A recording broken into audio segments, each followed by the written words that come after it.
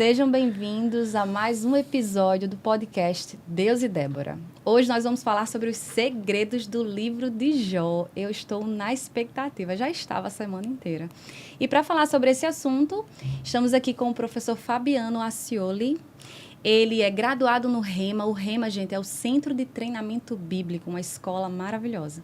Ele também é formado lá na Escola de Ministros, que é também do Rhema, professor auxiliar lá em Parnamirim, pastor auxiliar lá em Parnamirim e também é professor do Rhema, professor Fabiano Accioli, tá certa a pronúncia? Isso, Accioli. Accioli. Isso. Seja muito bem-vindo ao podcast. É um prazer muito grande. Amém. Prazer, uma alegria estar aqui com você, né, compartilhando um pouco daquilo que o Senhor ele tem confiado ao nosso coração. Amém. E é uma honra a gente poder estar também compartilhando essa palavra para outras pessoas por meio da internet, né? Então, me sinto honrado de estar aqui com você. Amém. Nesse episódio. E é assunto, né, professor? É assunto, Isso, o livro de Jó. Com certeza, né? Na verdade, são segredos que a gente vai estar desvendando que não são, eu poderia dizer que não são tão segredos assim, porque estão no livro, né? Mas a gente vai estar, às vezes a gente, eu costumo dizer, já iniciando um pouco do assunto, né?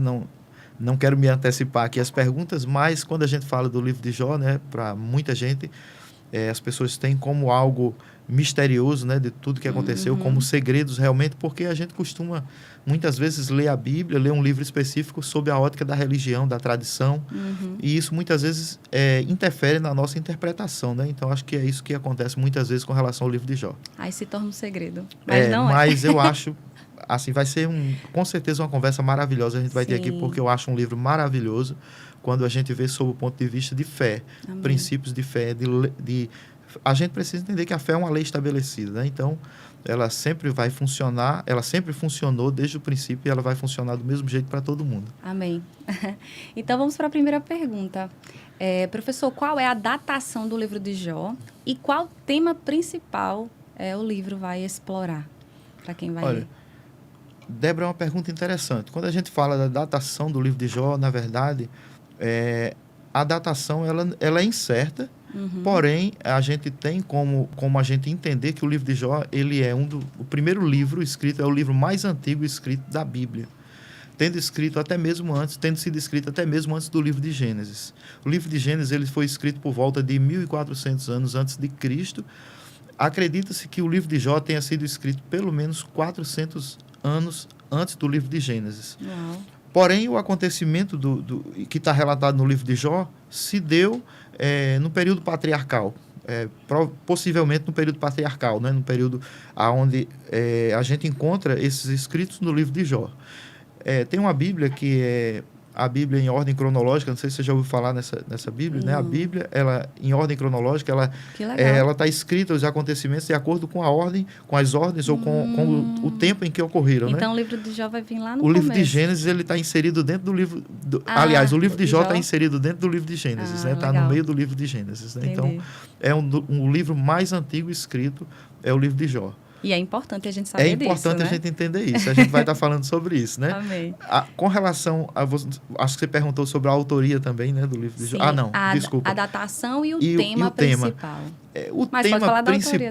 O tema principal do livro de Jó, as pessoas têm como sendo por que sofre o justo, né? Uma pergunta. E as pessoas, ao lerem o livro de Jó, as pessoas têm o livro de Jó como uma resposta ao sofrimento humano, né? Quando, na verdade, no meu ponto de vista, né, de acordo com aquilo que eu tenho aprendido e principalmente estudado o livro de Jó à luz das Escrituras e à luz do Novo Testamento, né, que é importantíssimo esse entendimento para que a gente saiba interpretar o livro de Jó. A gente vai entender que o livro de Jó, ele, na verdade, embora ele também traga respostas com relação ao sofrimento, mas eu tenho... No meu ponto de vista, o assunto do livro de Jó, a temática do livro de Jó vai muito além disso. Eu creio que o livro de Jó ele nos ensina como nós podemos nos livrar de um sofrimento desnecessário quando a gente pratica os princípios bíblicos. Sim, amém, amém. Esse é o tema principal. Então, vamos lá.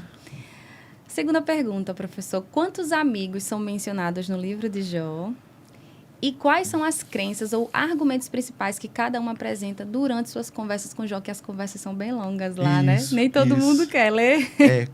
Com certeza. Na verdade, quando eu falo sobre isso, Quando eu estou ensinando nas igrejas sobre o livro de Jó, eu começo com uma pesquisa bem rápida, né? Qual é? A primeira pesquisa que eu faço com o público, eu pergunto quantos amigos Jó teve. Quantos amigos o livro de Jó revela que Jó teve, né? E na minha experiência, ensinando sobre o livro de Jó, 70%, 80% das pessoas respondem 3. 3, certo? 70%, 80%, digamos que 20% vai ficar calado, porque fica com medo de responder, porque não tem certeza. Né? E talvez uns 2%, 3% respondem que 4%. Né? Interessante isso, por quê? Porque eu costumo dizer que o livro de Jó é um dos livros, o assunto do livro de Jó é um dos assuntos mais discutidos, as pessoas usam muito para questionar com relação aos atributos de Deus, e a grande maioria das pessoas que questionam, que usam o livro de Jó para questionar, as pessoas geralmente conhecem o capítulo 1, capítulo 2, capítulo 3 do livro de Jó. Você vê todo o início da vida de Jó, o início do seu sofrimento, né? A gente vê tudo aquilo que aconteceu ali no início da vida de Jó, e o início também da apresentação dos seus 3 amigos, né? Então as pessoas conhecem basicamente 3 amigos. Depois as pessoas pulam para o capítulo 42, certo? E fica difícil quando você você lê o início do livro, a introdução do livro e o final, mas você não lê todo o conteúdo. É mais ou menos ler só Gênesis, passar todos os livros da Bíblia e ir para Apocalipse. Exato. Mas, na verdade, respondendo quantos amigos o livro de Jó mostra que Jó teve 3 amigos, né? Que, na verdade, eu gosto de dizer que são 3 amigos que talvez, quando a gente conhece a fundo as crenças, a crença desses 3 amigos, eu digo a crença porque, embora fossem 3, mas eles pensavam de modo igual. Não é? Qual era a crença desses 3 amigos? Eles pensavam que Deus era o causador de tudo. Não é? Eles criam que Deus, assim como Jó também tinha essa crença que Deus era o doador, mas ele também era o tomador. Sim. Ou seja, Deus era aquele que faz o bem, é aquele que abençoa, mas, ao mesmo tempo, dependendo da circunstância, ele também pode trazer o mal em algum momento, manifestar a sua face má, se a gente pode falar assim. Né? E os 3 amigos, esses 3 amigos que Elifaz, Bildad e Zofar, eles pensavam igual. Eles viam que Deus, ou eles criam que Deus era o causador de tudo aquilo que estava acontecendo com Jó, e diferentemente de Jó, que Jó via Deus como causador, não é? Segundo a sua crença, mas Jó achava injusto estar passando por aquilo. Por quê? Porque ele tinha o entendimento que ele era justo, então ele dizia, se eu sou justo, Deus está fazendo isso comigo, então Deus está sendo injusto comigo. Ele ficava se questionando, né? Isso, muitas vezes ele questiona o próprio Deus, ele amaldiçoa o Deus do seu nascimento, ele questiona Deus por estar tudo aquilo acontecendo com ele, e ele afirma, as flechas do Todo-Poderoso me transpassaram, o meu espírito está absorvendo o veneno delas, né? Então, por quê? A gente entra aí num assunto interessante, quando a gente começou falando sobre a época do livro de Jó, o livro mais antigo da Bíblia. Significa dizer que não havia revelação escrita, certo? Então, a informação ela era passada por aquilo que a gente chama de tradição oral. Era passada de pai para filho ou de pessoa para pessoa, não é? Então, o conhecimento que ele tinha de Deus era um conhecimento de ouvir falar, como ele mesmo afirma no capítulo 42. É verdade. Não é? Ele diz, inclusive, ele se arrepende disso. Não é? Ele diz, eu te conhecia só de ouvir falar, não é? Mas agora os meus olhos te veem. Então, pelo fato de não haver livro escrito, não havia uma revelação escrita, o que Jó conhecia de Deus se baseava nas informações que ele recebia. Isso é interessante. Por quê? Porque hoje a gente vive um tempo onde a gente tem... são inúmeros os meios de revelação, né? A gente pode dizer assim, de conhecimento, né? De acessar a palavra, de acessar a palavra, de acessar livros que explicam melhor a palavra, que interpretam melhor, talvez, alguns textos que pareçam ser mais difíceis de serem interpretados. Mas muita gente ainda decide basear ou fundamentar a sua crença naquilo que simplesmente se escuta sem julgar ou sem...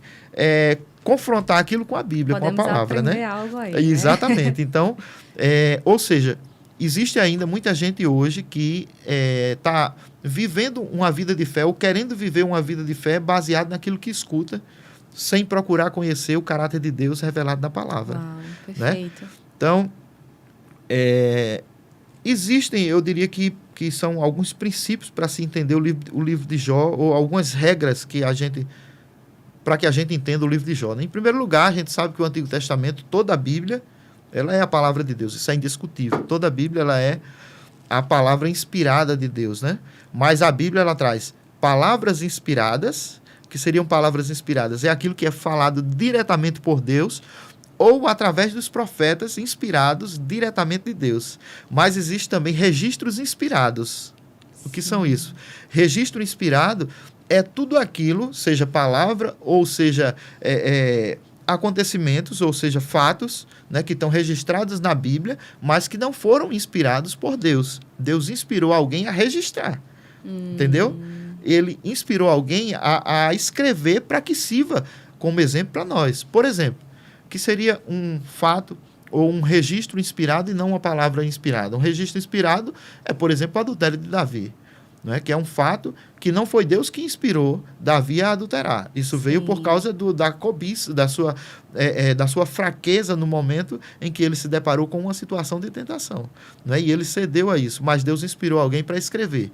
A traição de Judas não foi inspirada por Deus, né? Então, isso são registros inspirados. A gente tem na Bíblia palavras até mesmo do próprio diabo, mas que estão escritas lá que não foi Deus que inspirou ele a falar. Então, perfeito. A gente precisa entender por que eu estou explicando isso? Porque a gente vai ver na Bíblia coisas que hoje são faladas e que são até mesmo, eu diria que fundamentam a fé de pessoas, que são palavras que foram faladas por Jó e pelos 3 amigos, debaixo de um entendimento que eles tinham de Deus, mesmo sem ter algo escrito ou algo revelado, né? Era algo que eles escutavam de alguém, eles passavam a crer daquela forma, e muitas vezes, quando eu falo assim, a gente, né? Mas as pessoas hoje nas igrejas estão querendo fundamentar a sua fé em cima de coisas que Jó falou e que seus amigos falaram, sem entendimento de Deus ou sem o conhecimento correto de Deus. E aí, quando a gente compara a fala dos amigos de Jó e até a própria fala do Jó com as palavras, por exemplo, do próprio Cristo, isso, nós temos uma grande diferença. Exatamente. Porque Cristo vai mostrar quem é Deus, né? Aí você entrou em algo que é fundamental para a gente entender. Porque você ficou falando da palavra inspirada e subiu assim, as palavras de Jesus, que né? Eu comecei exatamente querendo abordar isso que você falou, né? Para que a gente entenda o livro de Jó. Sim. Eu diria que todo o Antigo Testamento, a Bíblia diz lá em Hebreus que o Antigo Testamento é a sombra das coisas, né? Que na verdade só foram reveladas no Novo Testamento. Sim. Seria a sombra, o Antigo Testamento é como se fosse a sombra, ou seja, a sombra ela não traz uma imagem real das coisas, né? Para que a gente entenda o livro de Jó, primeiro a gente precisa olhar para Jesus, né? Sim. Por que olhar para Jesus? Porque para entender o caráter de Deus, né? Para que a gente entenda que Jó falou, por exemplo, né? A gente acaba é muita coisa, a gente acaba entrando no assunto e querendo explicar de uma forma mais simples, né? Jó falou no capítulo 1, versículo 21, ele diz, o Senhor deu, o Senhor tomou, né? E tem muita gente, eu mesmo já usei esse texto quando eu não tinha esse entendimento que eu tenho hoje, para justificar uma situação de perda, porque eu tinha convicção de que eu tinha recebido algo de Deus e de repente, num acidente, eu perdi aquilo que eu tinha recebido e na igreja eu peguei o microfone e disse, o Senhor deu, o Senhor tomou, bendito seja o nome do Senhor, né? Só que isso são palavras de Jó, né? Alguém pode dizer, mas está na Bíblia, pastor. Está na Bíblia, mas foi Jó que disse, né? Se fundamentava numa crença particular de Jó. Né? E a gente pode, a partir daí, começar a alimentar uma crença errada sobre Deus, né? Ou, por que não dizer assim, nutrir uma crença errada. Deixa só aqui explicar bem isso aqui. Quando a gente fala de crença, a Bíblia diz que a fé ela vem por ouvir a palavra de Deus, né? Então, tudo aquilo que eu vou falar na Bíblia eu procuro encaixar dentro desse contexto, porque a Bíblia diz que o justo viverá da fé. Sim. Eu gosto de dizer que a fé é o que vai nos dirigir para a nossa vida inteira, é o que vai guiar a nossa vida inteira, é o que vai fazer o que vai determinar os nossos resultados, né? Só que a fé ela se fundamenta na palavra de Deus, né? Lá em Romanos, capítulo 10, versículo 17, diz que a fé vem pelo ouvir e ouvir a palavra de Deus. Então, a gente pode pegar um texto desse da Bíblia e, a partir daí, sem confrontar com outros textos, porque isso é até uma regra da teologia, ninguém pode isolar um texto e querer, a partir dali, criar uma doutrina. Sim. Você precisa confrontar com outros textos. Então, no Antigo Testamento havia uma revelação muito limitada, principalmente no que diz respeito à época do livro de Jó, em que que o livro de Jó foi escrito, né? Sobre Deus. Fato interessante. Eu disse que Jó, ele via Deus como o causador de tudo aquilo que estava acontecendo. A gente sabe hoje, porque a gente tem um livro escrito que não foi Deus que causou, né? Isso. Foi o diabo. O próprio livro de Jó mostra isso. Mas Jó mesmo diz no livro que era Deus. Por quê? Porque havia uma revelação limitada sobre o diabo. Ou seja, as pessoas até entendiam sobre Deus, entendiam que Deus era aquele que abençoava, que dava, mas, ao mesmo tempo, as pessoas, pelo fato de desconhecer a respeito da existência do diabo, as pessoas também, no momento de perda, de sofrimento, as pessoas atribuíam a Deus. Incrível, certo? né? Então, havia uma revelação limitada. Então, para que a gente entenda hoje o Antigo Testamento, a gente precisa olhar para Jesus. Amém. Eu gosto de um texto lá em João, no capítulo 14, Pode ler. né, diz assim, Jesus ele está se despedindo dos discípulos no capítulo 14, né, começa, não se turbe o vosso coração, crê em Deus, crê também em mim, eu estou voltando para o Pai, né? Então, no versículo 6, ele diz assim, respondeu-lhe Jesus, aliás, versículo 5, Tomé pergunta assim, Senhor, nós não sabemos para onde vais, como saber o caminho? No 6, Jesus responde assim, eu sou o caminho, a verdade e a vida. Ninguém vem ao Pai senão por mim. Agora, olha só. Ele diz, se vós me tivesseis conhecido, conhecerias também a meu Pai. Uau. Isso é fantástico, né? Incrível. Sim. Desde agora o conheceis e o tendes visto. Ele está dizendo desde agora por quê? Porque vocês estão olhando para mim. Vocês estão comigo, né? Aí ele, no versículo 8, Filipe, sem entender, pergunta, Senhor, mostra-nos o Pai, então, isso nos basta. Aí Jesus responde assim, disse-lhe Jesus, Filipe, há tanto tempo eu estou convosco e não me tens conhecido, Uau. quem me vê a mim, vê o Meu Pai. Não é interessante isso? É perfeito. Ou seja, primeira regra para interpretar o livro de Jó, a gente precisa olhar para Jesus. Amém. Se a gente quer atribuir a Deus algo que Jesus não fez durante a sua vida, durante o seu ministério, então isso não faz parte do caráter de Deus, porque Jesus ele veio para revelar pessoalmente o Pai, né? Ele veio para revelar o Pai em pessoa. Hebreus, no capítulo 1, fala também sobre isso, né? Quando, lá em Hebreus, no capítulo 1, a partir do versículo 1,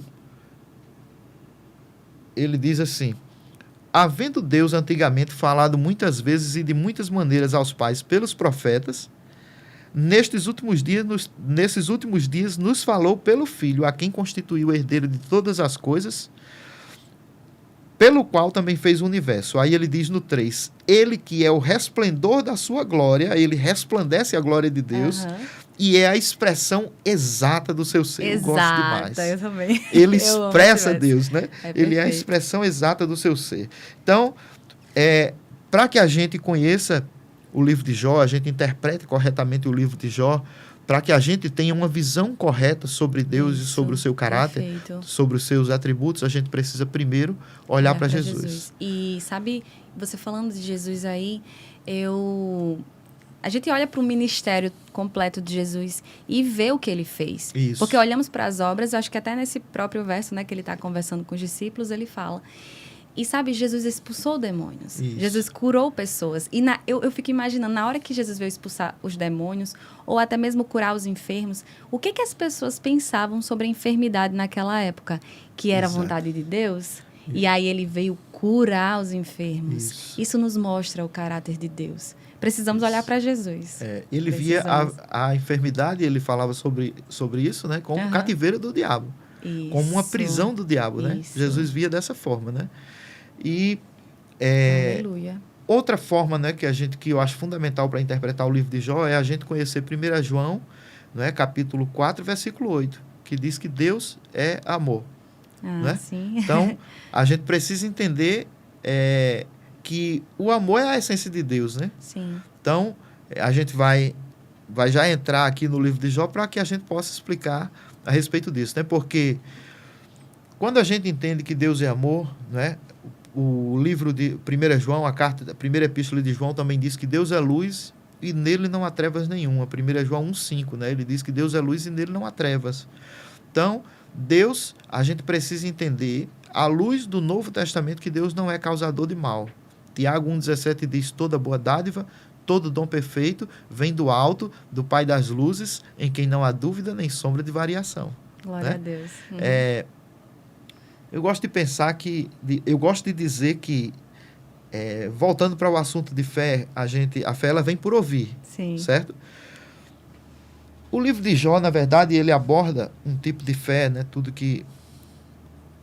Todo acontecido, né, do livro de Jó, eu disse que o livro de Jó ele nos ensina como a gente pode escapar do sofrimento, ao invés de explicar por que sofre, né? Que as pessoas acham que ele explica por que sofre o justo, né? E no entendimento de muitos estudiosos, o livro de Jó, tudo aquilo que aconteceu com Jó era Deus provando a fé de Jó. Muitas pessoas né? dizem isso. A gente conhece pelo primeiro capítulo do livro de Jó que a Bíblia diz que havia um homem na terra de Uz, cujo nome era Jó, que era um homem íntegro, reto, temente a Deus e que se desviava do mal. A Bíblia diz no primeiro capítulo de Jó que quando os filhos de Deus vieram apresentar-se diante do Senhor, veio também Satanás entre eles. Isso, que é a nossa entre terceira eles, pergunta, né? Isso. Lá em Jó 1, E 6. eu acho interessante que quando ele vem diante de Deus, Satanás vem diante de Deus, Deus dá testemunho de Jó dizendo que Jó, viste tu meu servo Jó, homem íntegro, reto, temente a Deus e que se desvia do mal, né? Porém, o que a gente está abordando aqui é que as pessoas, quando olham para o livro de Jó, olham como sendo Deus sendo o causador do mal, pelo fato de que Deus queria provar a fé de Jó, né? A gente sabe, como eu disse, hoje que Deus não é o causador do mal. Aí entra um outro, eu diria que uma interpretação teológica, né, sobre isso, que diz assim, não, Deus não causou realmente, porque o livro diz que Deus não causou. Mas Deus permitiu, né? Isso, então, a permissão de Deus, isso, né? entra a questão da permissão. As pessoas chamam, teologicamente, as pessoas chamam de vontade permissiva de Deus, né? Isso. Tem a vontade diretiva, segundo a teologia, a vontade permissiva de Deus. Isso. Só que, no meu ponto de vista, se Deus permite algo que está fora do seu caráter, da sua bondade, ou por que não dizer que Deus permite algo que não era justo, Deus estaria sendo injusto do mesmo jeito, mesmo não sendo causador, ou seja, indiretamente Deus seria o causador da mesma forma, né? Então, uma outra forma, ou uma outra regra importante para se entender o livro de Jó é a gente entender que Deus é justo, não é? Eu gosto de lá no Salmo, a Bíblia diz que Deus é justo e bom, certo? Deus é justo e bom. Então, quando a gente vê por essa ótica, se Deus permitiu tudo aquilo sobre Jó, ou a gente sabe que realmente Deus permitiu, que houve a permissão de Deus, porém, por que houve a permissão de Deus? A gente vai logo depois tentar responder isso aqui. Amém. Né? Então, se Deus permitisse algo sobre Jó pelo fato, a Bíblia diz que ele é justo e a Bíblia não está mentindo, né? Mas se Deus permitisse algo que não fosse justo permitir, Deus estaria sendo injusto. Isso. Você concorda comigo? Por quê? Concordei. O fato da Bíblia dizer que Deus é justo, justiça, nesse aspecto, nesse contexto, significa o direito de dar a alguém aquilo que lhe é merecido, né? Certo? Ou a capacidade de dar a alguém aquilo que lhe é de direito. Desculpe. Sim. A capacidade de dar a alguém aquilo que lhe é de direito. Isso é ser justo. Isso é ser justo, né? A capacidade de você dar aquilo que a pessoa merece, para ser mais prático, né? Então, se Deus tivesse permitido que tudo aquilo acontecesse sem que houvesse um motivo que justificasse isso, Deus estaria sendo injusto, né? Então, Perfeito. primeiro, olhando para Jesus. Segundo, entendendo que Deus é amor, né? Terceiro, entendendo que Deus é justo, certo? E esse princípio, ou os atributos de Deus, a natureza de Deus, Deus nunca faz nada fora da sua natureza, certo? Então, perfeito. E aí, a gente já respondeu essa terceira pergunta, né? Como podemos compreender sua permissão de acesso a Deus, mesmo após a sua expulsão do céu? Então, você falou que Deus permite, mas que existe uma justificativa. Onde a gente pode... Tem uma questão interessante aí. Algumas pessoas dizem, ou quando eu digo algumas pessoas, alguns ensinadores cristãos hoje, Sim. dizem que Satanás não tem o direito de ir na presença de Deus pelo fato dele ter sido expulso de lá. A gente encontra na Bíblia que Satanás ele foi aqui nessa ocasião à presença de Deus. As pessoas dizem, não, foi um fato isolado, isso aconteceu na época de Jó e que ele nunca mais isso vai acontecer, né? Mas lá em Apocalipse, no capítulo 12, versículo 10, você pode abrir lá em Apocalipse 12, 10. Isso é para explicar por que Satanás foi à presença de Deus. É um fato interessante, porque a gente pode realmente questionar como é que Satanás ele foi expulso da presença de Deus e agora, Ele tá quando indo lá os anjos vêm à presença de Deus, falar mal ele de vem lá Jó. admitido no meio deles, né? É. Então, capítulo 12 de Apocalipse, no versículo 10, diz assim: Então ouvi grande voz do céu proclamando: agora veio a salvação, o poder, o reino do nosso Deus e a autoridade do seu Cristo. Pois foi expulso, aqui em Apocalipse está dizendo que foi expulso, o acusador de nossos irmãos, o mesmo que os acusa de dia e de noite diante de nosso Deus. Não é interessante isso? É sim. Né? As pessoas dizem que Satanás, outro dia eu estava ouvindo, alguém me ouviu ensinar sobre o livro de Jó, e a pessoa me indicou uma ministração, e nessa ministração, nesse ensino, essa pessoa ensinava que Satanás ele não tem o direito mais, depois dessa situação de Jó, de ir na presença de Deus. Mas a gente encontra, por exemplo, Zacarias capítulo 3, versículo 1, também. A gente vai explicar por que Satanás ele foi baseado em outros textos bíblicos, né? Como eu disse, a Bíblia... outras menções, né? Isso, a Bíblia se auto-interpreta. A gente Uhum. precisa olhar essa situação à luz de outros textos da Bíblia, né? Diz assim, Zacarias 3:1 diz: Deus me mostrou o sumo sacerdote Josué. Certo? Esse Josué aqui não é aquele mesmo lá do Antigo Testamento. Aliás, aquele parceiro de Moisés, não. Sim, Né? Aqui era um outro. sumo sacerdote, né? Chamado Josué. Ele diz: o qual estava diante do anjo do Senhor. Essa expressão anjo do Senhor, no Antigo Testamento, ela remete para Jesus, né? Então diz: estava diante do anjo do Senhor e Satanás estava à mão direita dele. A mão direita de quem? Do sumo sacerdote Josué. Ou seja, se o sumo sacerdote estava diante do anjo do Senhor, Satanás estava à mão direita dele, e onde era que Satanás estava? Diante do anjo do Senhor também, certo? Uhum. Agora, por que ele estava lá? Diz assim: e estava à mão direita dele para se lhe opor, para se opor ao sumo sacerdote, certo? Mas o Senhor disse a Satanás: o Senhor te repreende, ó Satanás, sim, o Senhor que escolheu a Jerusalém te repreende. Não é este um tição tirado do fogo? Aí o versículo 3 explica por que ele estava lá. A gente entende no versículo 3 por que Satanás estava diante do anjo do Senhor. Uhum. A gente viu aqui que ele estava lá para se opor ao sacerdote, ao sumo sacerdote, mas diz assim: ora, Josué estava trajando vestes sujas e estava diante do anjo. Certo? Essa expressão vestes sujas no Antigo Testamento, ela remete para pecados morais, para falhas de caráter, certo? Então, Satanás, na verdade, estava ali diante do anjo do Senhor para se lhe opor, ou seja, para acusar. Para dizer: olha, ele está diante de você, diante do Senhor aqui, mas ele tá cheio de pecado, ele está trajando vestes sujas, certo? Uhum. Ele está aqui ilegalmente, digamos assim. Então, eu tenho o direito de estar aqui, por quê? Porque ele está errado, certo? Isso está de acordo com Apocalipse 12:10, que diz que ele os acusava de dia e de noite. Ele é o acusador dos nossos irmãos, os acusava diante de Deus de dia e de noite. Sim, certo? Perfeito. Para que a gente entenda melhor, lá em Lucas, no capítulo 22, Lucas 22,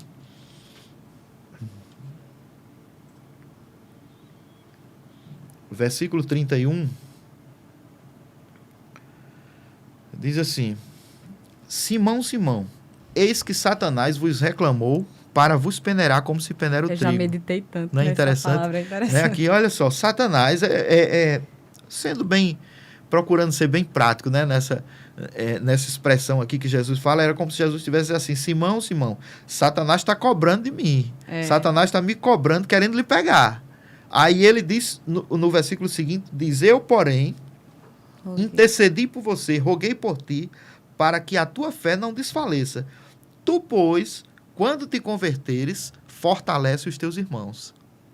Certo? Uhum. O que estava acontecendo aqui?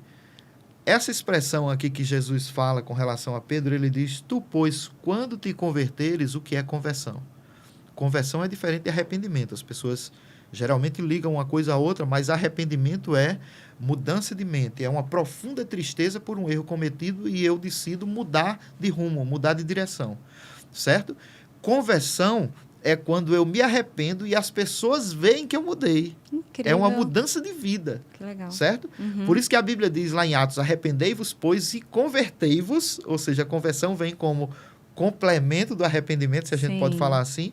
Por quê? Porque a conversão é quando as pessoas veem que eu mudei. As pessoas passam a ver que a minha vida agora condiz É como se fosse para provar o verdadeiro arrependimento. Exatamente. O primeiro passo é me arrepender. Será que se arrependeu? Vamos ver as obras. É como se fosse um testemunho público, né? Sim, de sim. que algo diferente aconteceu dentro de mim. Sim. Então, aqui, a gente pode interpretar que Pedro ainda tinha algo, tinha atitudes que ainda não revelavam uma mudança de vida e que essas atitudes estavam fazendo com que Jesus fosse cobrado por Satanás para, de alguma forma, ele punir ou trazer algum sofrimento sobre Pedro.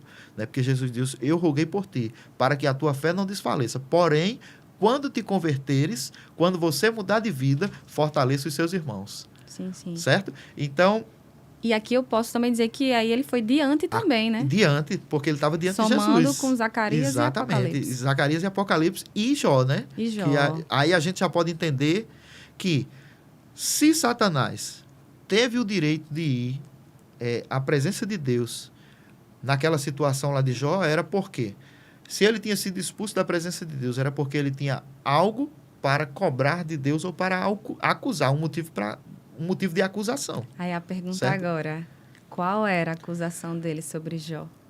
Débora, é interessante que por várias vezes aqui eu já iniciei o assunto de fé, né? Quando a gente fala sobre fé, a gente fala de que, biblicamente falando, a fé ela vem por ouvir, e eu até comecei e não completei, né? A fé vem por uma informação, a gente pode dizer assim.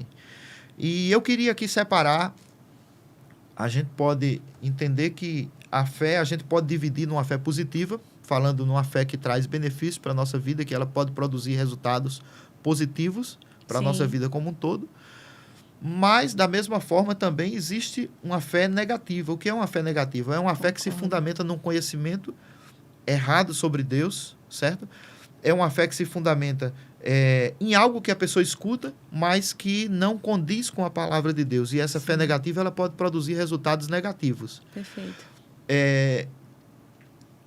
Eu gosto sempre de falar sobre isso, porque a gente sabe que alguns especialistas na área de educação costumam dizer que a informação, para que ela seja assimilada pelo cérebro, a pessoa precisa ouvir pelo menos 7 vezes, né? E eu sempre digo assim, sobre o livro de Jó, talvez você tenha ouvido 7.000 vezes diferente do que você está ouvindo hoje, né? Então vai ter muita gente, certamente, que vai estar assistindo o podcast, que vai estar ouvindo pela primeira vez o livro de Jó sob essa ótica de fé, sob essa interpretação, certo? Mas, quando a gente fala sobre o motivo que pode ter levado Satanás a ter o direito de estar na presença do Senhor para acusar Jó, a gente pode estar falando de uma fé distorcida, certo? De uma fé que se fundamentava num conhecimento errado sobre Deus. E, como eu disse aqui, eu gosto sempre, quando eu estou ensinando sobre o livro de Jó, de dizer para aqueles que me escutam pela primeira vez, talvez alguém diga assim, mas eu não concordo com nada que esse pastor está dizendo. E eu gosto sempre de dizer, você tem o direito de crer naquilo que você quiser. Com certeza. Agora, é interessante entendermos que o que rege a nossa vida é a nossa fé. Então, significa dizer que os resultados que você vai colher vão estar fundamentados naquilo que você crê. Porque a fé vem pelo ouvir, né? E ouvir a palavra de Deus. Porém, uma fé negativa que vai produzir resultados negativos para a nossa vida, que vai, eu posso ser bem direto e talvez até duro, que vai produzir catástrofes, destruição, ela se fundamenta em ouvir algo que não está na palavra de Deus. Um exemplo bem simples do dia a dia, aquela pessoa que é negativa, e ela está sempre pensando que vai dar algo errado, porque aquele medo, aquele espírito de medo, e sempre dá errado, porque ela declara, ela pensa, ela crê assim, então acontece. Isso.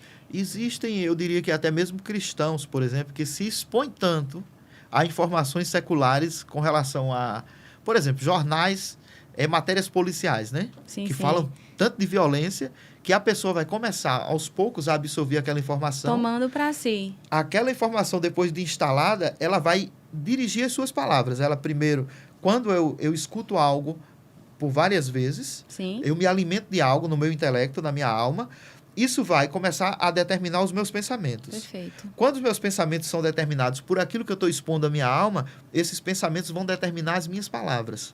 Certo? E as minhas palavras vão determinar os meus resultados, as minhas ações e os meus resultados. Tá claro aí? Tá perfeitamente claro. Eu diria que uma fé negativa que se fundamentava num conhecimento limitado sobre Deus. Porque um conhecimento limitado a gente já ouviu antes, que havia uma revelação limitada sobre Deus.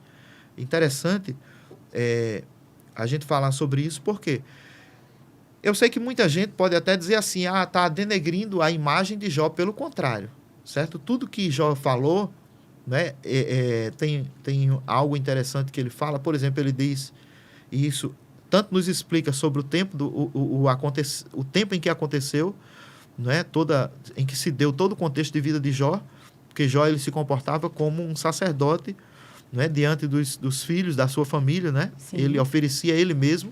Então, significa dizer que os acontecimentos do livro de Jó aconteceram antes, por exemplo, do período de Moisés, da lei de Moisés. Não tem nenhuma relação nenhuma citação com relação à lei, com relação ao sacerdote. Ele não recorria a um sacerdote, ele mesmo se posicionava como sacerdote e intercedia pelos seus filhos. Por quê? Porque o entendimento que ele tinha sobre Deus, ele dizia, se meus filhos tiverem pecado, Deus pode tirar o que eu tenho, tirar o que eles têm, pode até mesmo tocar na vida deles. Né? Então, havia uma crença, né, ou uma fé que se fundamentava num conhecimento limitado sobre Deus. É muito importante a gente olhar para esse contexto, né, professor? Exatamente. Lá no finalzinho do capítulo 2, ele diz assim, aquilo que eu mais temia me aconteceu, aquilo que eu mais temia me sobreveio, aquilo que eu receava me aconteceu. E é interessante que, lembra que a gente estava falando de 2 tipos de fé. Quando a gente fala de medo, fé, eu diria que é um medo ao contrário. Aliás, medo é uma fé ao contrário. Isso. Né? Porque o medo é uma expectativa, a pessoa começa a gerar uma expectativa de que em algum momento o mal vai acontecer. Isso. Algo de ruim vai acontecer. Né? Então, esse tipo de fé negativa, esse medo que... Aqui a gente não está falando, claro, daquele medo que vem como um cuidado que a gente tem, como autodefesa, né? A gente está falando de um medo que pode dirigir a nossa vida, certo? Que pode dirigir a vida de uma pessoa de forma destrutiva. Que era isso que acontecia, né? A gente encontra ele... E, professor, aquele verso que fala que é impossível agradar a Deus sem fé. Sem fé, então, exatamente. Olha só, é essencial que eu creia em Deus, que eu me aproxime dele em fé, crendo que ele existe. E que é galardoador. Exatamente. Então, uma vez que eu não creio, que eu não tenho a fé correta em quem ele é, no seu caráter, no seu amor, na sua justiça, em tudo que ele é, como eu vou viver dentro da perfeita vontade dele? Isso. Então, se eu creio errado sobre você, como eu vou usufruir de um bom relacionamento com você? Exatamente. Perfeito. E tá onde esse verso que ele fala que eu só te conheci... Capítulo 42. E veio sobre mim tudo aquilo que eu temia. Isso. Qual é? É no capítulo 2. É no capítulo 2, é no início, né? Eu tava procurando aqui. É no capítulo 2. Aliás, capítulo 3. 3. Capítulo 3, versículo 25. 25, né? De Jó, ele diz assim: aqui. Aquilo que eu temo me sobrevém e o que eu receio me acontece.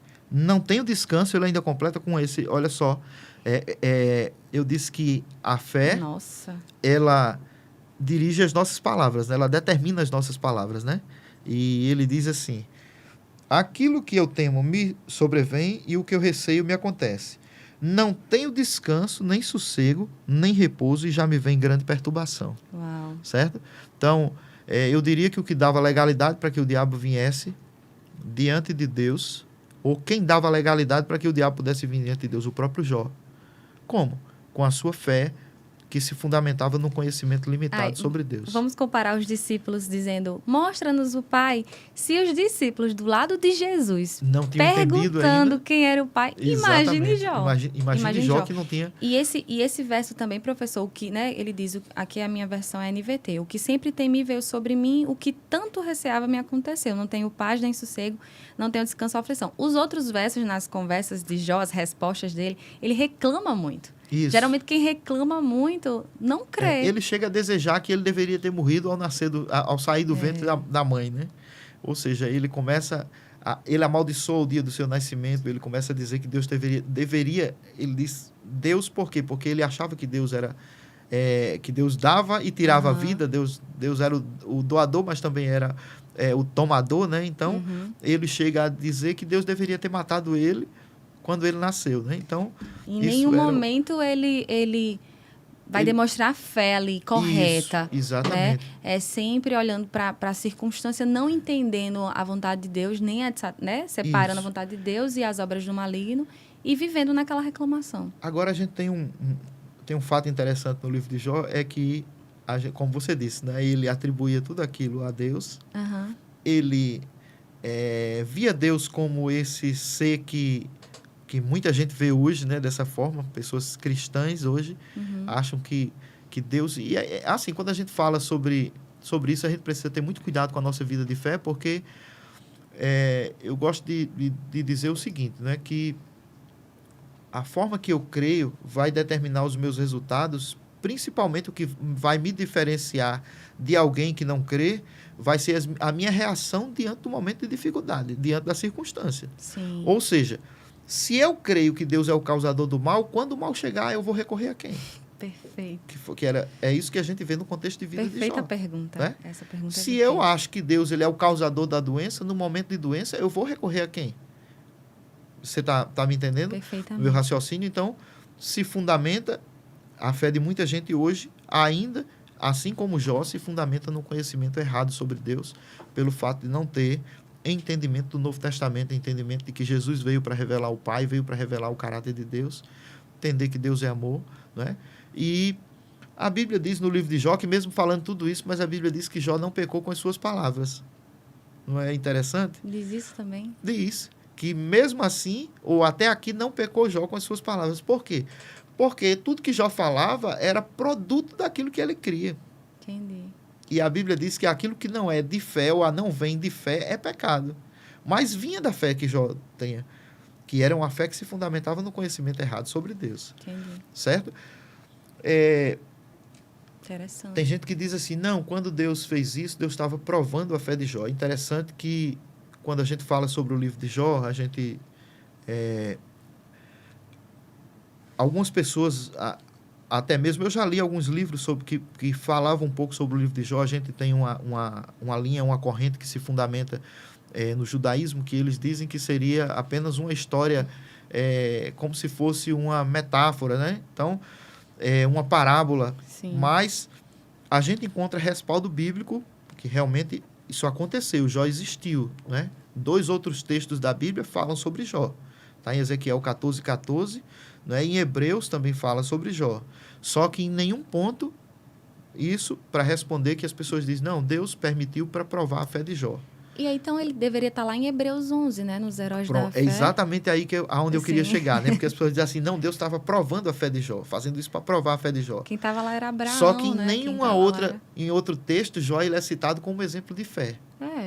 Como ele é citado em Ezequiel como justo, e lá no Novo Testamento ele é citado como exemplo de paciência em meio ao sofrimento, que isso aí a gente sabe que realmente Jó se comportou, teve um comportamento exemplar diante de tudo aquilo, né? Diante da fé limitada diante dele, da fé limitada que ele tinha. Ele esperou com paciência. Exatamente, ele esperou, ele foi paciente, mesmo numa situação de sofrimento. Esperou uma resposta. Exatamente, certo? Agora, só para a gente confrontar esse pensamento de que Deus estava provando a fé de Jó, quando a gente faz uma prova de um concurso, eu sou servidor público, por exemplo, se você é provado em uma área, você faz uma prova em uma área, é natural que o seu nome apareça na lista dos aprovados. Certo? É verdade. Então, a gente tem o livro de Jó, muita gente interpreta como sendo todo um sofrimento para provar a fé de Jó. Então, eu acho esse pensamento bem confuso, porque se a intenção de Deus era provar a fé de Jó, o nome de Jó deveria estar em Hebreus capítulo 11, que é a galeria dos heróis da fé. Exato. Aí alguém pode dizer assim, mas tem outros personagens bíblicos que também não estão lá. Sim, mas se Deus estava provando a fé de Jó e Jó foi aprovado, então o nome de Jó deveria estar lá. Sim. Certo? Então, eu acho que, na verdade, todo sofrimento se deu porque o próprio Jó deu legalidade para que o diabo ele pudesse fazer aquilo. Deus permitiu porque era justo permitir. Porque assim, eu sempre penso assim, Deus não quer que eu pegue nesse copo aqui. Ele não quer que eu pegue nesse copo. Isso. Ele não quer. Mas eu estou aqui, né? Eu sou essa outra caneca, não sei se dá para ver ali. Acho que não dá para ver, não. Acho que não dá para ver, não. Enfim, Deus não quer que eu faça algo, né? Para o pessoal que está assistindo entender. Deus não quer que eu faça algo. mas ele respeita a minha crença. Isso. Tá aqui, ele não quer que eu pegue. Mas aí a permissão é de quem? De Deus ou minha? Você chegou num ponto crucial, né? Por que um ponto crucial? Porque a gente precisa olhar para a Bíblia como um conjunto de princípios, de leis que foram estabelecidas por Deus. Porque as pessoas dizem assim, não, o livro de Jó, ele explica por que sofre o justo. Na verdade, qual seria a explicação lógica nesse entendimento das pessoas que pensam dessa forma? Seria que o justo sofre porque Deus é soberano e ele decide. Certo? É fácil, Deus, assim, na né? sua soberania, É fácil. determina o Tudo momento tá que no alguém vai controle de sofrer. Deus. Isso. Ou seja, a pessoa tira de si, né? Isso justifica, ou isso é uma justificativa para as pessoas que não querem buscar conhecimento. Mata né? o livre-arbítrio e não quer levar, né, a Exatamente. responsabilidade. Tudo que acontece é responsabilidade de Deus, porque Deus é soberano.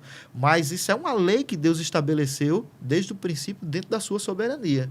O pastor Antônio tocou num ponto interessante aqui, que ele disse que, falando sobre juízo, ele disse que até o juízo é uma manifestação do amor de Deus. Não sei se você lembra. Isso, sim. É uma expressão do amor de Deus, como assim? Juízo, no sentido de sofrimento, né? É uma expressão do amor de Deus pela sua justiça, digamos assim, pela sua santidade. Deus ama a sua santidade.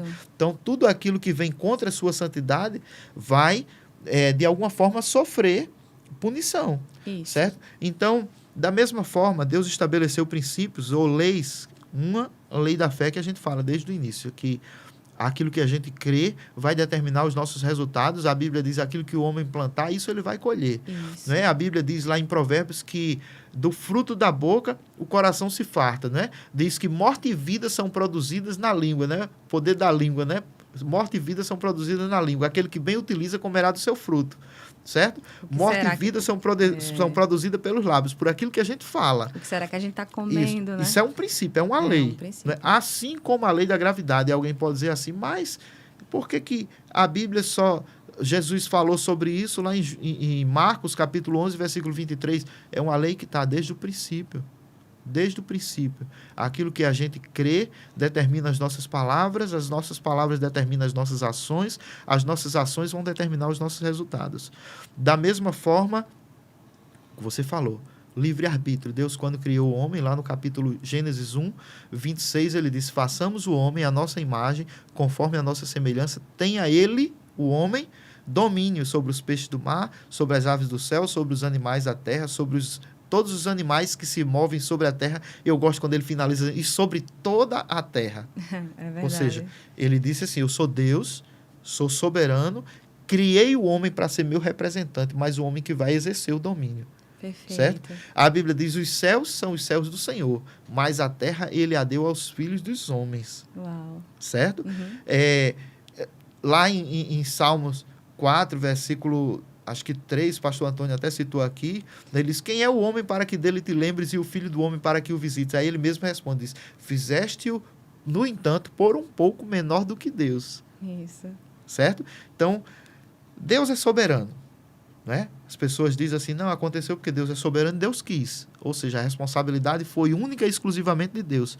Mas, por que lá em Gênesis 4, quando Caim planejava matar Abel, Deus sendo soberano, ele não queria que acontecesse porque ele foi corrigir Caim. Por que ele não interveio? Por que ele não parou aquela situação ali, aquela intenção, ele não acabou com aquela situação ali antes que acontecesse? Porque Deus fazendo isso, sendo ele soberano e criando uma lei, que era a lei de que o homem, ele que tinha que exercer autoridade sobre a sua própria vida, ele estaria quebrando uma lei que ele mesmo criou, que ele mesmo estabeleceu. Entende? Interessante. Por isso que ele disse, eu sei o que você está planejando, Caim. Uhum. Eu sei o que está se passando no seu coração, mas cabe a você dominar. Isso. Não é interessante? E a justiça sempre será feita, Exatamente. Né? Porque o Senhor vai sempre examinar as ações de cada um. Exatamente. De fato, eu gosto muito de olhar para Gênesis e ver quando o homem peca, a resposta que Adão dá para Deus, quando Deus diz assim... quando ele come do fruto do bem, né? Do conhecimento do bem e do mal. E aí Deus pergunta, onde é que você está? Onde você está, né? Aí ele vai... A primeira resposta que ele dá para Deus é assim... Foi a mulher que tu me destes. Isso, ele quer transferir a responsabilidade. Ele pega a esposa, né, a mulher dele ali, e diz que foi a culpa de Deus.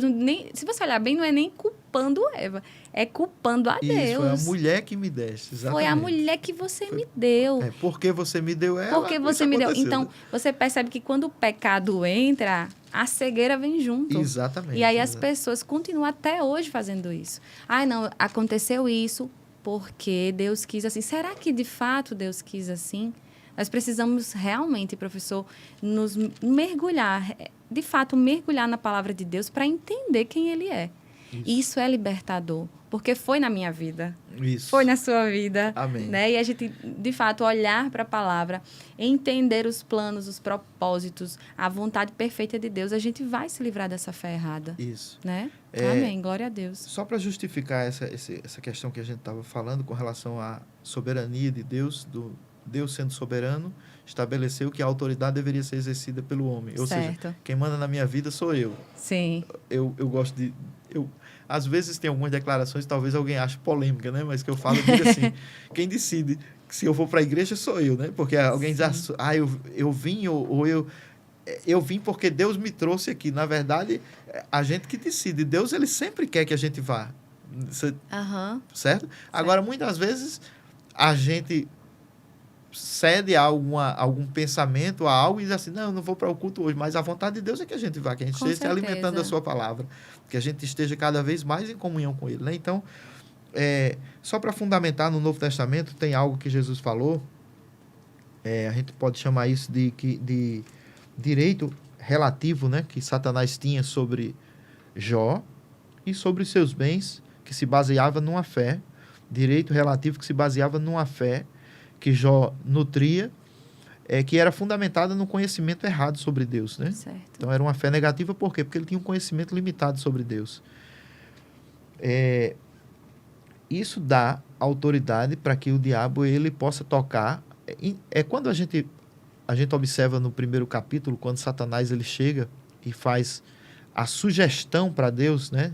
Primeiro ele pede para que Deus tire, acusando de que Jó só era justo, só servia a Deus porque Jó tinha tudo, porque Deus dava tudo para ele, né? Agora, eu não sei se você já parou para pensar que ele sugere que Deus seja o que Jó cria sobre Deus. Como? Ele sugere para Deus que Deus faça o que Jó já cria sobre Deus. Sim. Você está entendendo? Sim. Ele diz, porque faça o seguinte, tire tudo que ele tem. Né? Porque Jó não cria que Deus era o tomador, ele diz, tire tudo que ele tem, porque ele já crê dessa forma. Certo? Ele sempre vai no ponto fraco, né? Exatamente. Satanás sempre ataca. Só que Deus, não sendo o tomador, Deus responde para ele e diz, tudo que ele tem já está em seu poder. Por quê? Porque ele estava sugerindo que Deus se manifestasse para Jó da forma que Jó pensava, da forma que Jó cria. Certo? Tinha olhado para isso. Só que ele tinha legalidade para fazer, por quê? Porque o próprio Jó era quem dava.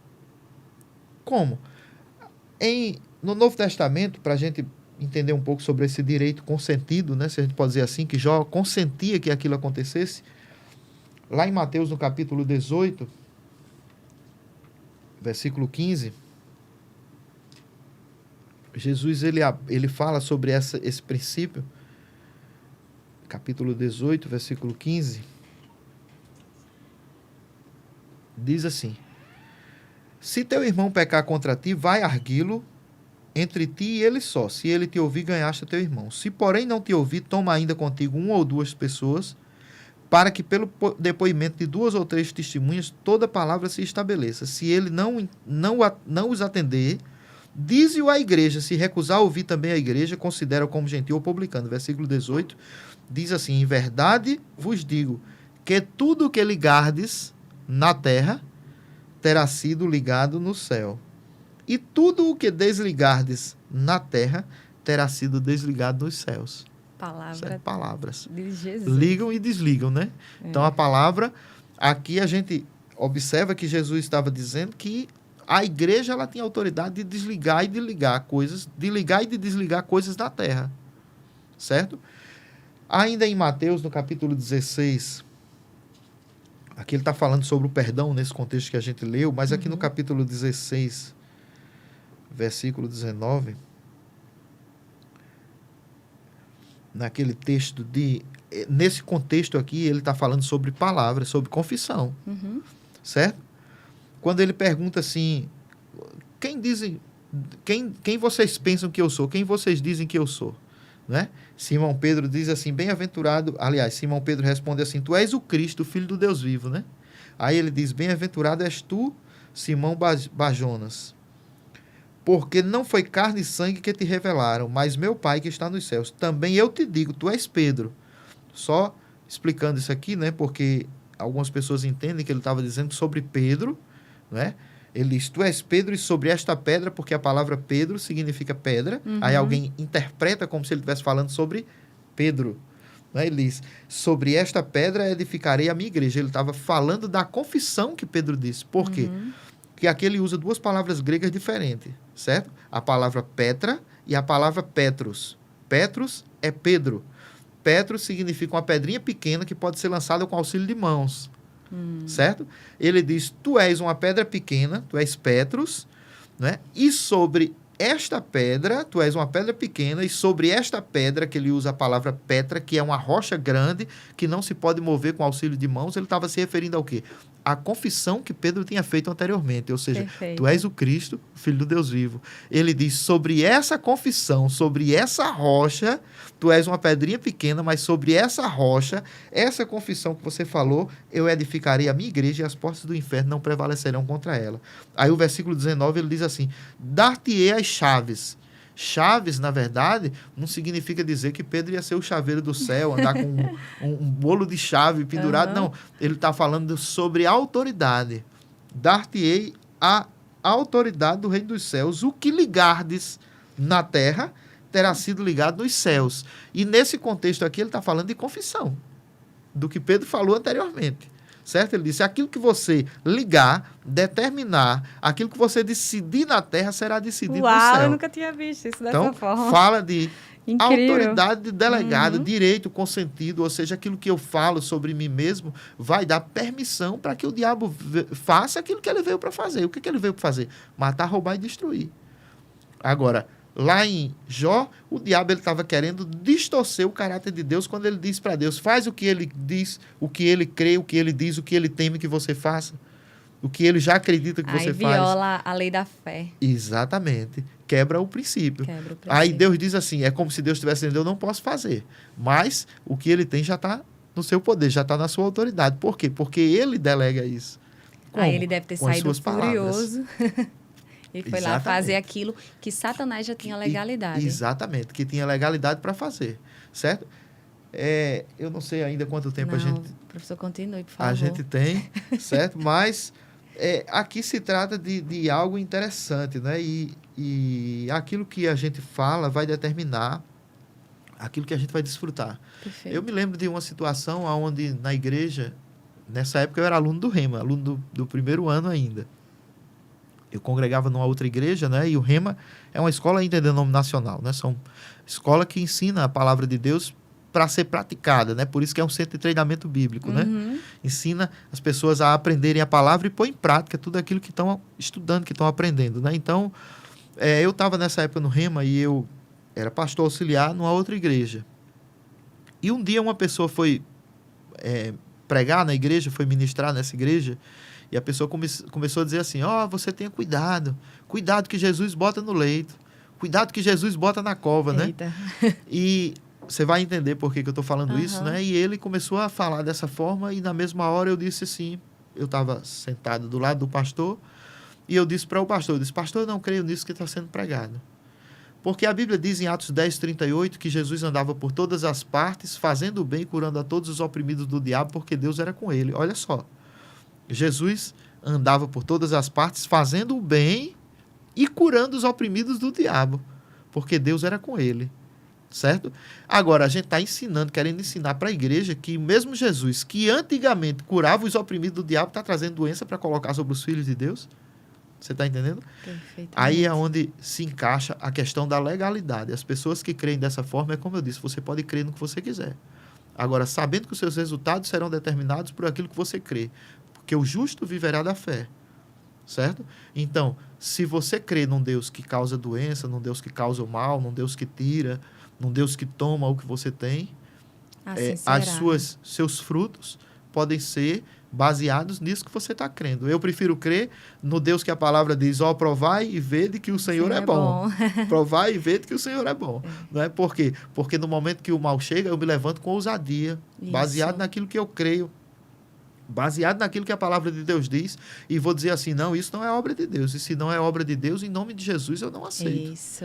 Eu vou me levantar, eu vou ter ousadia para resistir ao diabo, porque a Bíblia diz, sujeitai-vos, pois, a Deus, mas resisti ao diabo e ele fugirá de vós. Então, as pessoas que se fundamentam num conhecimento limitado, naquilo que escutam, muitas vezes, até mesmo nas igrejas, as pessoas dizerem... É interessante, Débora, quando a gente fala sobre escutar as pessoas dizerem, porque aquilo que a gente escuta e que passa a nutrir ou a determinar a nossa crença, isso também determina as nossas palavras. Inclusive, na Bíblia, como eu disse, registros inspirados. O que Jó falava era resultado daquilo que ele escutava e que ele cria. Certo? Então, isso vai determinar as nossas palavras, vai determinar os nossos resultados, né? Então, a gente precisa saber interpretar, ou por que não dizer, saber fundamentar a nossa fé baseado, primeiro em Cristo, tirar toda a tradição, tudo aquilo que a gente escuta precisa ser julgado por aquilo que a palavra de Deus diz no Novo Testamento. Por que no Novo Testamento? Porque toda a Bíblia é a palavra inspirada por Deus, mas o Antigo Testamento é a preparação para a revelação completa de Deus em Cristo Jesus. Certo? Todo o Antigo Testamento foi Deus preparando um cenário, Deus estabelece meios, estabelece alianças pelo qual ele pudesse ter comunhão com o homem, para que ele pudesse manifestar o seu filho para revelá-lo pessoalmente, para que ele pudesse ser revelado de forma pessoal. E essa semana eu estava conversando com o Senhor e estava lendo, né, os escritos de Pedro, os escritos de Paulo, já no Novo Testamento. Isso. E você consegue enxergar pela revelação espiritual a profundidade daquelas palavras ali. E aí veio aquela revelação assim, meu Deus, as pessoas que escreveram o Novo Testamento, elas já tinham o Espírito Santo de Deus habitando dentro delas. E isso é poderoso. Tinha um professor dentro, né? Tinha um professor dentro. Né? Então, claro que nós não vamos anular o início de tudo. Com certeza, né? não. Mas nós temos que ver a diferença da nova aliança para a velha. E isso foi assim, nossa, uau, é verdade, Pai, que é dessa forma. Porque agora o Espírito Santo está em nós. Isso. E o Espírito Santo de Deus que ressuscitou Jesus dos mortos está em mim. Exatamente. Aquele que curou os enfermos, expulsou os demônios. Então, existe um poder do qual nós precisamos ter conhecimento, porque a autoridade vem depois de conhecimento, isso, né, professor? Como certeza. É que eu vou ter autoridade? Sim. Que eu sou uma policial, que eu sou alguém que tem o poder de fazer algo, se eu não tenho conhecimento. Primeiro você conhece quem você é em Deus, nas Escrituras,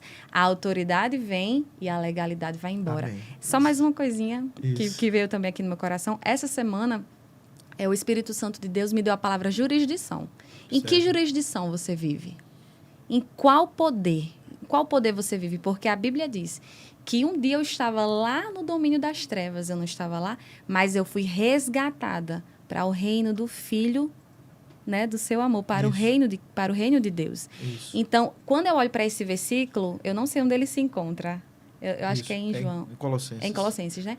E aí eu vejo 13. Que eu estava no poder das trevas e eu vim para o poder de Deus. Eu vivia numa jurisdição. Isso. Eu vivia numa jurisdição. Isso. E hoje eu vivo em outra. Exatamente. Mas eu só vivo nessa agora, na nova, na perfeita, na boa, na agradável, porque eu conheço a jurisdição. Exatamente. Então, isso muda nossas vidas. Lá no Rema. Foi lá no Rema. O povo você fala muito do Rema.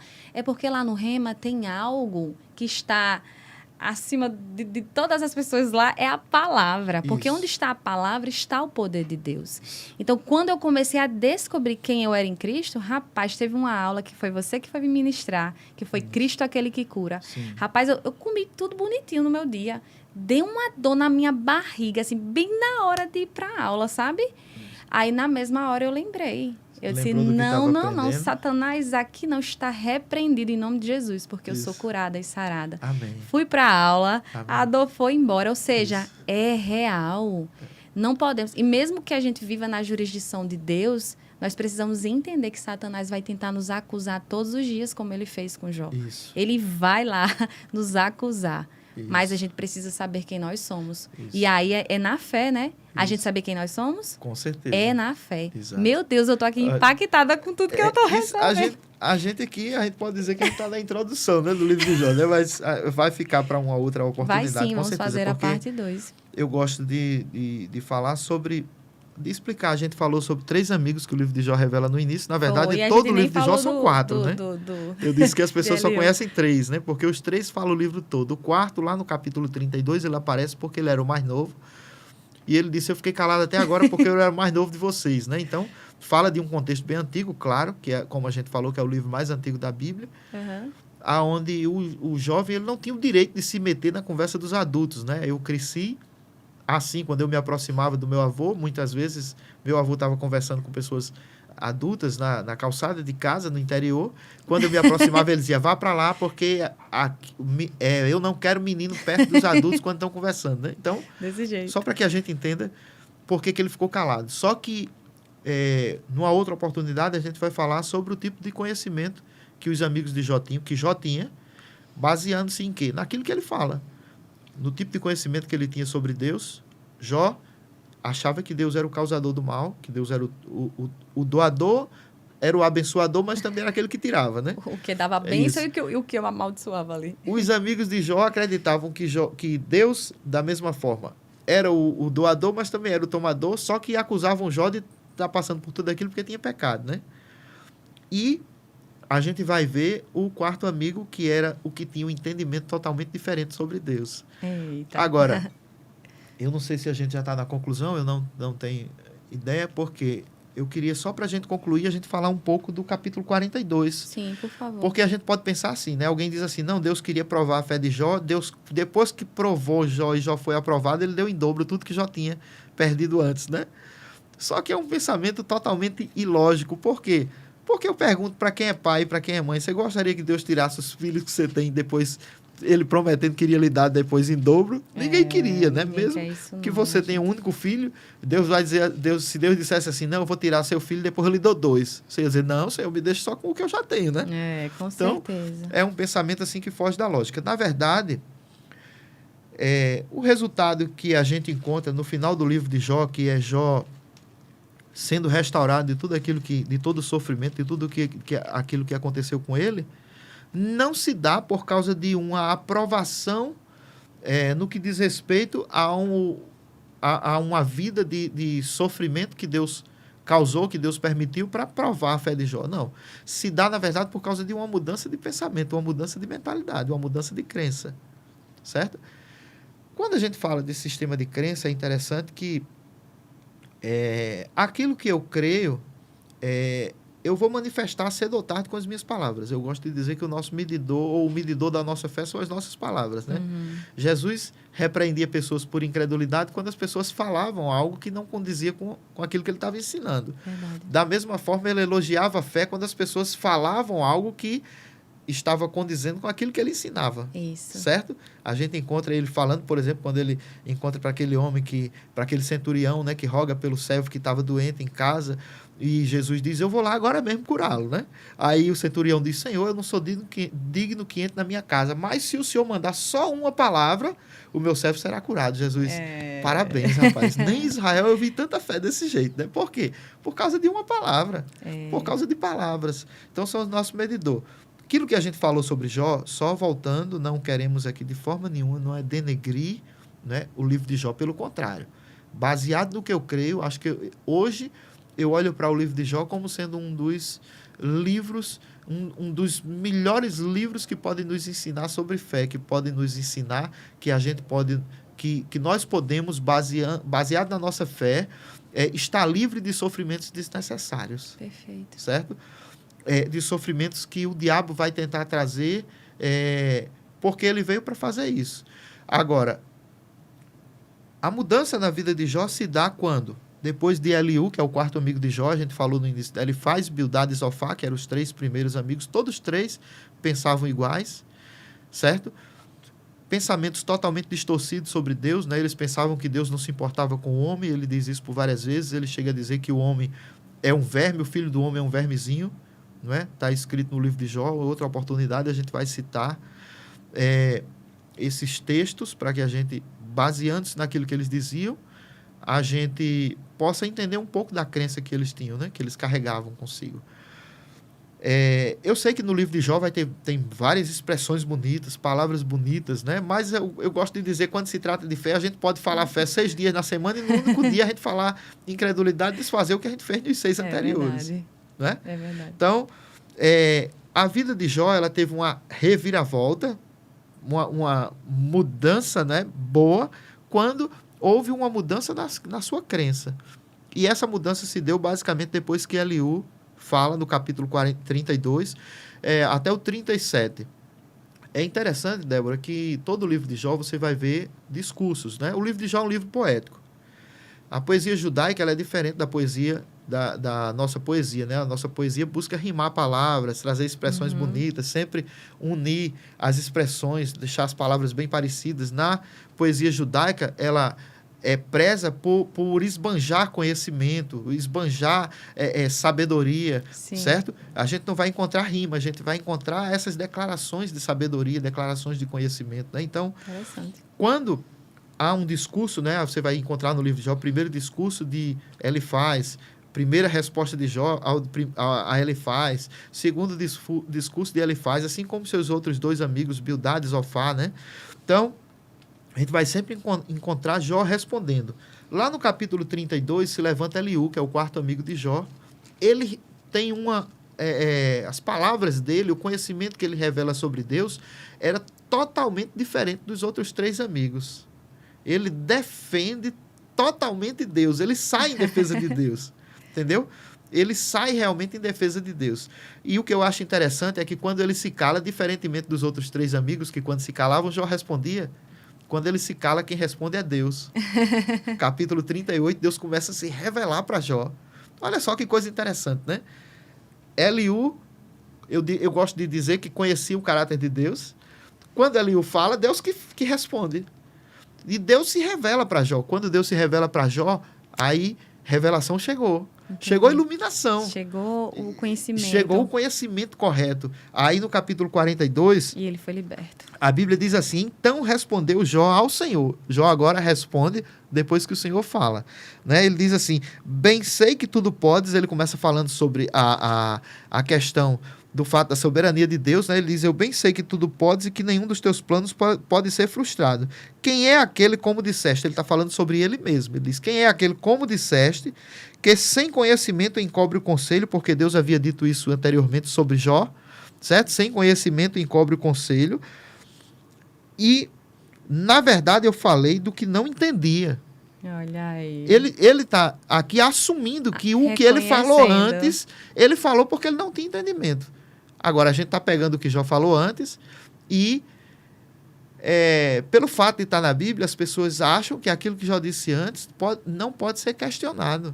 Mas o próprio Jó diz que falou sem entendimento. Você tá me entendendo? Estou sim. Ele diz, eu falei do que ele não entendia. Na verdade, falei do que não entendia. Há uma outra versão que diz, falei de coisas que eu não entendia. Ele diz assim, coisas maravilhosas demais para mim, coisas que eu não conhecia. Ou seja, aquilo que Jó falou anteriormente, ele mesmo diz que falou por falta de conhecimento. Que conhecimento? Conhecimento sobre Deus. Uau. Conhecimento real. É como se ele tivesse dito assim, eu pereci por falta de conhecimento, né? Exatamente. Oséias. Ele diz aqui, ó, no versículo 5, ele diz, eu te conhecia só de ouvir, mas agora os meus olhos te veem. Né? Quando ele diz essa expressão, os meus olhos te veem, é como se ele estivesse dizendo, Senhor, revelação chegou para a minha vida. Certo? Uhum. Aqui é um fato interessante. Significa dizer que o que Jó falou anteriormente, se ele mesmo assumiu que falou de coisas que ele não entendia, de coisas que ele não conhecia, ele diz que conhecia Deus só de ouvir falar, porque aquilo que eu disse, ele é de uma época onde a informação era transmitida de forma oral. Uhum. Ele diz, eu te conhecia só de ouvir falar. Aí, significa dizer que as coisas que ele disse anteriormente pode ser questionável. Certo? Uma outra coisa, com relação aos 4 amigos de Jó, isso aqui é perfeito. Eu uso isso para argumentar quando eu estou começando a falar sobre o livro de Jó. Eu uso como argumento já de defesa para desarmar muita gente que certamente vai questionar quando vai ouvir. Eu falei que o livro de Jó revela 4 amigos, Sim. certo? Mas no capítulo 42, no versículo 7, diz assim: tendo o Senhor falado essas palavras a Jó, disse também a Elifaz. Quem era Elifaz? O primeiro amigo, certo? Eu acho que Elifaz era o líder do grupo, porque talvez fosse o mais velho, porque o mais velho ele tinha mais autoridade, ele tinha em si, por causa da idade, mais autoridade, era visto como sendo o mais sábio. Deus aqui se dirige especificamente primeiro a ele, né? Disse também a Elifaz, o temanita: a minha ira se acendeu contra ti e contra seus dois, ou contra teus dois amigos, contra os teus 2 amigos, porque não disseste de mim o que era reto. Olha só. Eu acho isso aqui fantástico. É fantástico. Presta atenção, olha só. A Bíblia fala sobre 4 amigos. Deus diz para Elifaz: a minha ira se acendeu contra você e contra seus 2 amigos. Deus não inclui o 4º. Claro. Deus disse: eu fiquei irado com 3, com você e seus 2 amigos. Que falaram errado, né? Que falaram igual. Eu digo que falaram errado sobre Deus. Né? Eles falavam a mesma coisa, eles criam da mesma forma, eles pensavam sobre Deus da mesma forma, o entendimento que eles tinham que Deus era o causador do mal, que Deus estava fazendo aquilo para punir Jó por causa de pecado, certo? Quando, na verdade, não era por causa disso. Entendeu? Então, eles acusavam, eu gosto de dizer que eles eram acusadores, eles acusavam Deus e acusavam Jó. Quando a gente for falar Será que eram amigos mesmo, isso, né? Não, eu gosto de dizer, tem algumas expressões que eles usam, que quando eu estou ensinando, eu digo: você queria ter um amigo desse no momento de dificuldade? Um amigo desse do seu lado? Fazer amizade do tipo de Eliú. Isso, pronto, é exatamente aí onde eu quero chegar. Por que Deus não se refere aqui a Eliú, não engloba Eliú nessa questão de ter ficado irado com o que ele disse? Porque certamente o que Eliú disse não foi ofensivo para Deus. Sim. O que Eliú disse era diferente, tinha um teor diferente do que os 3 disseram, porque Deus só se irou com 3. Você está me entendendo? Perfeito. Então, aqui isso é fantástico. Quando a gente entende, quando a gente lê o livro de Jó, baseado no amor de Deus, baseado na justiça de Deus, baseado na graça, sabe? Baseado na fé, no ponto de vista de fé, a gente vai entender que tudo o que aconteceu era resultado de uma fé negativa, de uma fé que se fundamentava no conhecimento errado sobre Deus. E aí a gente viver se baseando nesse mesmo entendimento é errar 2 vezes, né? Exatamente. Porque se houveram erros, e o Senhor falou aqui, né? Estou muito irado com vocês e seus 2 amigos, pois não falaram o que é certo. Então, que a gente não viva dessa forma. Que possamos aprender agora. Porque se Jó não tinha a Bíblia, nós hoje temos. Exatamente. Para não ter mais conhecimento limitado. Temos muito além. Isso. Porque Deus tem muitas coisas para a gente. E Ele quer. Isso. Ele quer que todo homem chegue no pleno conhecimento da verdade. Amém. Isso é maravilhoso. Isso. Professor, olha, foi pouco tempo para muito assunto, mas nós precisamos da parte 2. Isso. Porque, meu Deus, assim, quantas revelações eu recebi aqui sobre o livro de Jó. Eu tinha um entendimento, né? Porque eu já paguei e li já com um novo entendimento. Isso. Mas recebi muito mais hoje. Isso. Glória a Deus pela sua vida. Só para a gente fechar realmente aqui, antes de agradecer, eu quero só dizer que eu comecei dizendo que a vida de Jó mudou depois que mudou o entendimento. Né? Ele diz aqui. Ele diz: eu te conhecia só de ouvir, mas agora os meus olhos te veem. Revelação chegou, entendimento chegou para a minha vida. Né? A Bíblia diz: conhecereis a verdade e a verdade vos libertará. Né? Você citou aí o texto de Osés, que diz que o meu povo perece por falta de conhecimento. Né? Aqui diz assim, no versículo 10 do capítulo 42, mudou o Senhor a sorte de Jó. Tem uma outra versão que diz: o Senhor mudou o cativeiro de Jó. Uau. Né? Mudou o Senhor a sorte de Jó quando esse orava pelos seus amigos e deu-lhe em dobro tudo aquilo que ele possuía antes. Né? Eu gosto do último versículo de Jó. O último versículo que diz assim, né? Quando a gente fala sobre o sofrimento de Jó, as pessoas pensam que durou uma vida inteira. Foi toda a vida de Jó, 140 e tantos anos. Na verdade, todo esse sofrimento de Jó durou 7 meses. Segundo alguns estudiosos, segundo a maioria dos estudiosos, 7 meses. Alguns creem que pode ter sido 9 meses, mas seria em torno de 7 meses. Certo? Mas no versículo 17 diz assim: então morreu Jó, velho e farto de dias. Eu gosto dessa expressão, né? Quando diz farto, é quando você diz assim: Senhor, já estou saciado, já estou satisfeito. Né? Então, usufruir, né, já. Uma fé perfeita vai nos fazer viver uma vida perfeita em Deus, certo? Desfrutando de frutos bons, daquilo que Deus tem de bom, né? Porque Deus é bom, né? A Bíblia diz que lá em Romanos, no capítulo 12, né, diz assim: rogo-vos, pois, irmãos, pela compaixão de Deus, que apresenteis os vossos corpos em sacrifício vivo, santo e agradável a Deus, que é o vosso culto racional, e não vos conformeis com este século, mas transformai-vos pela renovação da vossa mente e do vosso entendimento, para que experimenteis qual seja a boa, agradável e perfeita vontade de Deus. Glória a Deus. Deus tem uma vontade boa, agradável e perfeita. Mas quando eu vou experimentar?